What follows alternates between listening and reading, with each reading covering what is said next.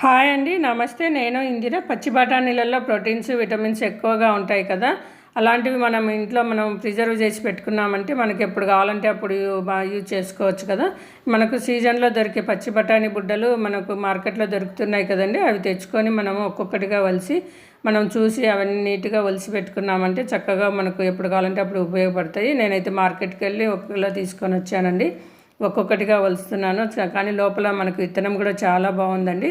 ఇవన్నిటిని వలిసేసి ఒక 10 నిమిషాలు అట్లా పక్కకు పెట్టేసి తర్వాత నేను ఒక బాక్స్ తీసుకొని ఆ బాక్స్లో ప్రిజర్వ్ చేసి పెట్టుకోవడానికి ఒక బాక్స్ తీసుకున్నాను. ఆ బాక్స్లో అందులో వేసేసి మనం ఫ్రీజర్లో పెట్టేసుకున్నాం అనుకుంటే ఎప్పుడు కావాలంటే అప్పుడు వాడుకోవచ్చండి. ఇవైతే 1 మంత్ బ్యాక్ చేసినవి చూపిస్తున్నా చూడండి ఎంత చక్కగా ఉన్నాయో. మనకు ప్రోటీన్స్, విటమిన్స్ ఉన్నవి, మనకు ఉపయోగపడేటివి ఇలాంటివి తెచ్చి పెట్టుకున్నామంటే మనకు ఎప్పుడు కావాలంటే అప్పుడు వాడుకోవచ్చు కదా. ఇలాంటివి మనకు సీజన్లోనే దొరుకుతూ ఉంటాయి.